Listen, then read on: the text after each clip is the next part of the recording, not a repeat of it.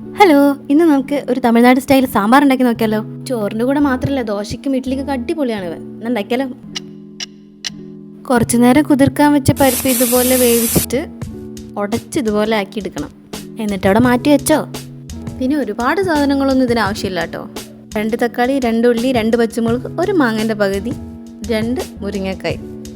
എണ്ണ ഒഴിച്ച പിന്നെ ഞാൻ അതിൽ ആദ്യം ആഡ് ചെയ്തെടുത്തത് പെരുംജീരകമാണ്. അത് മാറിപ്പോകാണ്ടിരിക്കാൻ വേണ്ടി ഞാൻ മുന്നൊന്ന് പറഞ്ഞതേ ഉള്ളൂ. അത് കഴിഞ്ഞിട്ടൊരു നുള്ളു ഉലുവയാണ് ആഡ് ചെയ്യുന്നത്. തമിഴ്നാട്ടിൽ തന്നെ ഒരുപാട് ടൈപ്പ് സാമ്പാറുകളുണ്ട്. അതിൽ മുഴുവനായിട്ട് ഞാൻ ഇതുവരെ പഠിച്ചിട്ട് പോലും ഇല്ല. കുറച്ചായിട്ട് പഠിച്ച് വരുന്നേ ഉള്ളൂ. അതിലെനിക്ക് പേഴ്സണലി ഇഷ്ടപ്പെട്ട ഒരു സാമ്പാറാണ് ഇത് ഉണ്ടാക്കാനും വളരെ എളുപ്പമാണ്.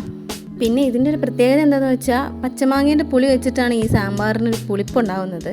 പക്ഷെ അതിലേക്ക് വേണമെങ്കിൽ കുറച്ച് പുളി, ഓൾറെഡി പച്ചമാങ്ങയ്ക്ക് നല്ല പുളി ഉണ്ടെങ്കിൽ ഒരിക്കലും അധികം ആഡ് ചെയ്യരുത്. അഥവാ പുളി കുറവുള്ളതാണെന്നുണ്ടെങ്കിൽ കുറച്ച് പുളി, സാധാരണ സാമ്പാറിലേക്ക് എടുക്കുന്ന രീതിയിലൊന്നും എടുത്ത് ഒഴിക്കരുത്, അധികമായി പോവും. കുറച്ചെടുത്തിട്ട് പിഴിഞ്ഞൊഴിക്കുക, അത്ര തന്നെ. ഞാനിപ്പോൾ ഇതിൽ ആഡ് ചെയ്തിട്ടുണ്ടായിരുന്നില്ല, പക്ഷേ ലാസ്റ്റ് ഞാൻ ടേസ്റ്റ് ചെയ്ത് നോക്കുമ്പോൾ പുളി കുറച്ച് കുറവായി തോന്നിട്ട് ഞാൻ പിഴിഞ്ഞൊഴിച്ചായിരുന്നു. പക്ഷെ അത് വീഡിയോയിൽ എടുക്കാൻ പറ്റില്ല. അതുകൊണ്ടാണ് ഞാൻ മുന്നേ നിങ്ങളടുത്ത് പറഞ്ഞത്. ഞാനതിൽ കുറച്ച് വെള്ളം ഒഴിച്ച് ഈ ഒരു സമയത്ത് പരിപ്പ് ഒഴിക്കുന്നതിന് മുന്നേ ആയിട്ട് നിങ്ങൾക്ക് അങ്ങനെ പുളി വേണമെന്നുണ്ടെങ്കിൽ അങ്ങനെ ഒഴിച്ചെടുക്കാം. നല്ല പുളി ഇല്ലാത്ത മാങ്ങയാണെങ്കിൽ അങ്ങനെ ഒഴിക്കാം. പിന്നെ ഇതിൻ്റെ വേറൊരു പ്രത്യേകത എന്താണെന്ന് വെച്ചാൽ, ഇതിൽ മുളക് പൊടി എവിടെയും ആഡ് ചെയ്യുന്നില്ല. ഇടുന്ന പൊടികളാണെങ്കിൽ വളരെ ക്വാണ്ടിറ്റി കുറവായിട്ടായിരിക്കും ആഡ് ചെയ്യുന്നത്.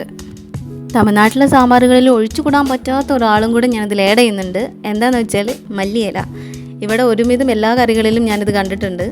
ഈ സാമ്പാറിൽ ഇത് ആഡ് ചെയ്യുമ്പോൾ ഉള്ളൊരു പ്രത്യേക സ്മെല്ലും പ്രത്യേക ഒരു ടേസ്റ്റും വേറെ തന്നെയാണ്. അപ്പോൾ അത് ഒരിക്കലും മിസ് ചെയ്യാണ്ടിരിക്കുക. പിന്നെ അവസാനമായിട്ട് എന്താ, കടുകും പിന്നെ കുറച്ച് ഉലുവയും ചുവന്ന മുളകും കറിവേപ്പിലയും ആഡ് ചെയ്തൊരു വറവ് ഇട്ട് കഴിഞ്ഞാൽ നമ്മുടെ സാമ്പാർ റെഡി. വലിയ പാടൊന്നും ഇല്ലടോ ഉണ്ടാക്കാനായിട്ട്. ഇപ്പോൾ ട്രൈ ചെയ്ത് നോക്കുക. പിന്നെ വീഡിയോ ഇഷ്ടപ്പെട്ടാൽ ലൈക്ക് ചെയ്യുക, ഷെയർ ചെയ്യുക, സബ്സ്ക്രൈബ് ചെയ്യുക. പിന്നെ ഒരു വീഡിയോയിൽ വരയ്ക്കും. നന്ദി.